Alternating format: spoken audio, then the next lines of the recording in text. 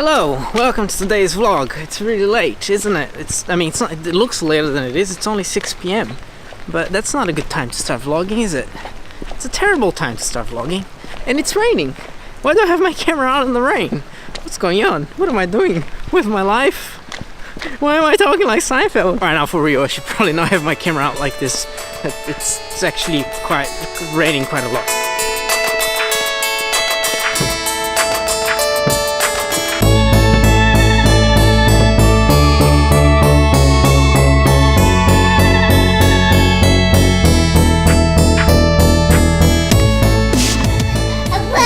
Bola! Você tá jogando bola? Não! Não! O que vai? Where are you going? Bye. Where's Amelie? Cadê a Amelie? Bye. To be fair, it's rare to have that much traffic. But today is a Friday that contributes to having a little bit more traffic, and it's raining, and people tend to be really bad drivers when it rains, and it's this bizarre thing I don't understand. But once I got past the bridge, it was alright. Since I ran out of sunlight and I'm about to cook steak for me and Shelly, I'm gonna teach you how to cook an incredible steak. For years I didn't know how to cook good steak, and then I learned some secrets, which are not really secrets because you can find them on the internet. And now I can cook an incredible steak. It all starts with the cut of meat that you choose. For example, this one, in Australia we call it a Scotch fillet. And it has all sorts of layers of fat between the meat, which is really good. I think in the US it's called a rib eye or something. This is my favorite. My favorite cut of meat to make a steak of. It's also the most expensive one, probably below an eye fillet. But you don't want to make a steak with an eye fillet. Like, it's not meat for steak. You need fat in your steak. Second one on the list would be a porterhouse steak. I have no idea what that's called in America. Sorry. And then you can rump steak. Yeah, this is better. The good thing of rump steak, it's cheap. So, cheaper. But let's start. The first thing you need to do is you need to get it out of the fridge and let it rest outside for some time. Of course, not like for many hours, otherwise it's gonna go bad. But you don't want to cook it while it's cold, because then when you put it on the fry pan, it's not gonna cook properly because the inside is gonna be cold and it's gonna cook the outside. You just want it to have the normal ambient temperature. Unfortunately, that's not the case for this steak because we're really hungry and I didn't have enough time to put it outside. But I did leave it here for about 10 minutes. So that's better than nothing, okay? The second step, which is often neglected, often on purpose, is to season the meat. Some people cook steaks without seasoning. Like nothing, not even salt. I can't understand. I honestly can't understand. You need salt to bring flavor of food. Without salt, there's no flavor in food. It's garbage. You need salt. Forget about sauces. You don't need sauces for meat. All you need is proper seasoning and it's gonna taste amazing. This is coming from a Brazilian who understands a lot about cooking meat with no sauce whatsoever and just salt, okay? You should listen to me. I tend to use a little bit of salt. And sometimes I put a little bit of this wonderful thing that we have in Australia called chicken salt, which is, the good ones have MSG. MSG is also a beautiful, wonderful thing. It makes food taste amazing. After the seasoning, you add olive oil.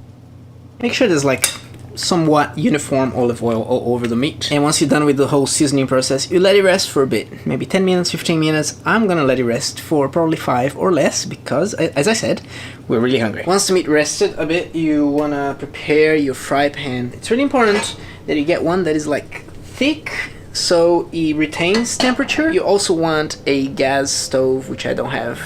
Somehow I make it work. Really don't like electric stoves. It's just really don't like them. At first you're gonna put in like low medium heat and you're gonna pour a little bit of olive oil. And since we're talking about fry pans, ideally this is how you keep a fry pan. You never wash it. I know, it sounds gross. And unfortunately you can't always not wash it depending on what you cook on it. But if you're just cooking eggs and beef, you don't need to wash it. All you need to do is at the end of your cooking, you turn on the heat a little bit, pour olive oil and just clean it with the oil. So you pour olive oil, get paper towels, clean it until it's clean.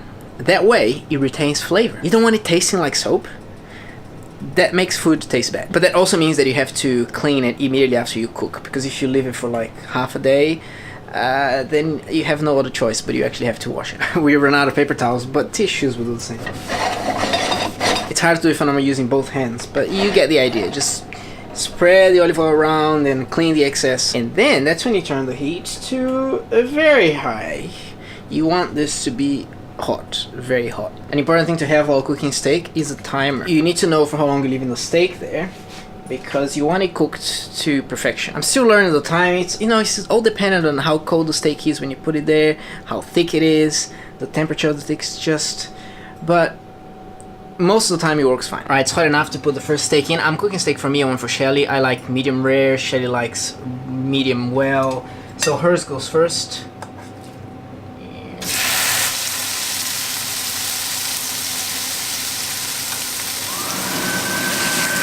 And then I add mine at 30 seconds after I added hers. While they're cooking, you put your plates in the microwave or somewhere where they're gonna get warm. Warm up the plates. Really important. The fry pan is really hot. You probably want to regulate the temperature a bit so it doesn't burn and turns your house into like a smoke place, because your fire alarm might go off. Not good, not good. I generally let my steak cook for 2.5 minutes and then I turn it. Turn it. Oh, what a beautiful, wonderful thing. Now the plates are warm. When it's about 5 minutes into the cooking, I bring them out and put them somewhere ready to receive the steaks. Now the way I know it's medium rare is that the juices will start coming to the top of the steak. When that happens, you need to stop immediately and put it on the plate. You could also use a meat thermometer, which I have one somewhere. It's not necessary though. Over here, over here. It's time to put it on the plate. Maybe. Probably. Well, the worst that can happen is like undercooked, which is fine.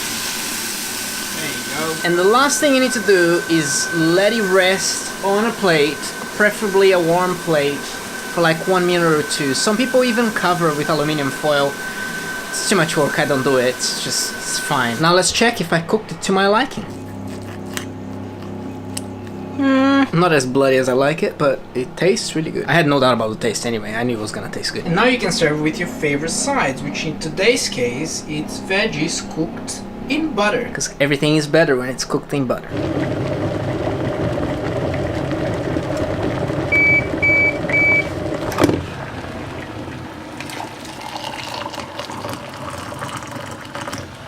Alright, before I go, let's just talk about tea for a moment.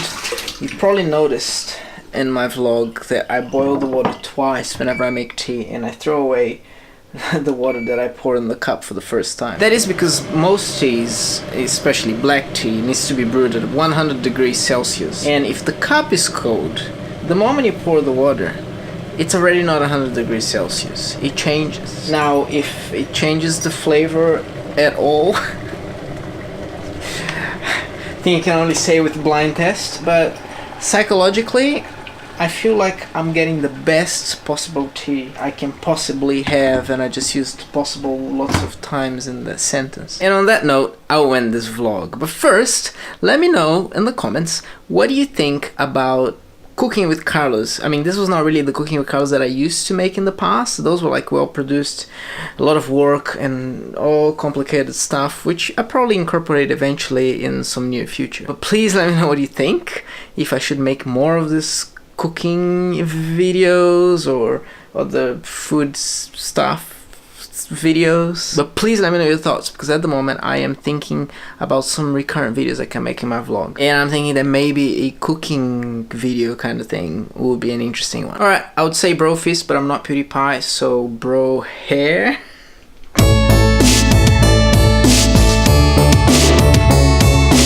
My favorite comment from Giant Epic Pizza Parties from Maxpiece, when he's talking about the pieces of salami in the pizza and how epic they are. There's a whole salami in the pizza, and it's so epic because salami is epic. It's just epic.